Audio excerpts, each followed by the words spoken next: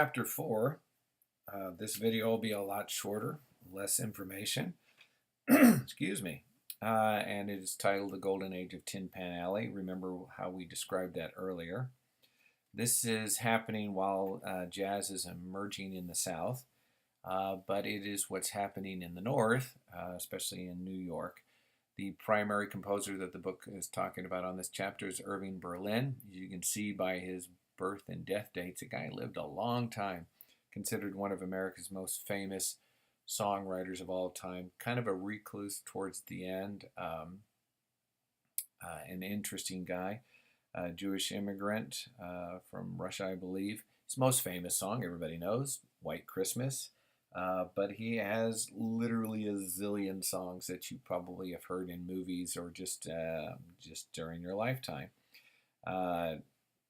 At this time, it's also, the book points out too, because it's talking about identities and whatnot. New York City especially, was 1/4 Jewish because of all the immigrants, and a lot of these, and this becomes stereotypical and jokes later on about Broadway and whatnot, but it's because we have so many immigrants coming in and getting into the music industry that it became a joke later on, or even at that time. And then there was also some racist issues even at that.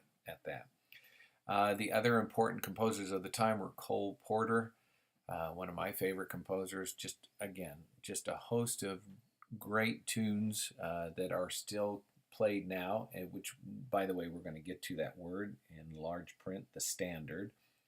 And George Gershwin, also a very famous composer, along with his brother who wrote a lot of the words, Ira Gershwin.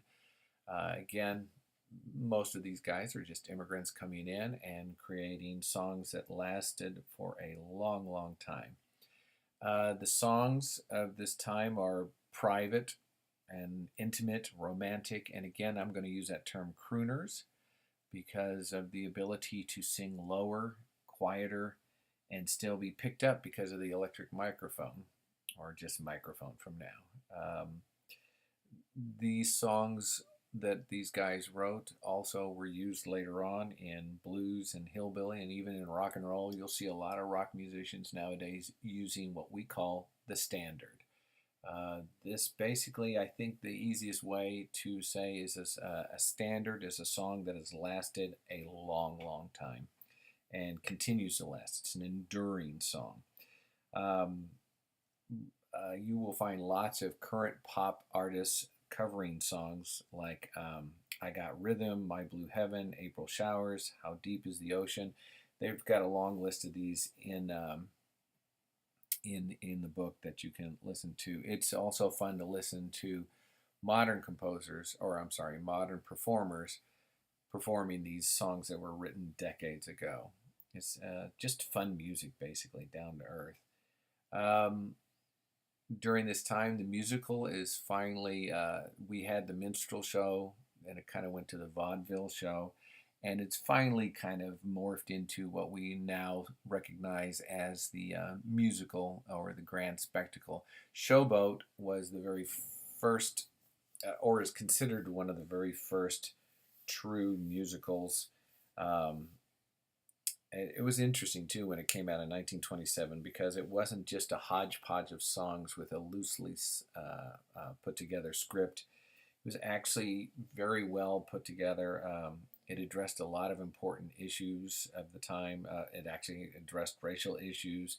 It talked about divorce and gambling addiction and all sorts of things that just were not your normal fare for entertainment. Considered Showboat, and later on in the 50s, I believe it was made into a very popular movie. And of course, Oklahoma is written around this time. If you've never seen Oklahoma and you're from Oklahoma, there is something wrong. You should probably go see it. It's, again, just that pure synthesis of music, acting, dance, the orchestra, the stage, the whole thing. And it's very expensive nowadays. I admit that, but at this time, this is considered the golden age of musicals, and we will keep talking about musicals as the decades go by. But very important is the standard, which is basically a song of enduring quality, and the idea of crooning, which is just the ability to sing quietly and not have to belt out everything because you have a microphone that can pick up most everything. And that's chapter 4.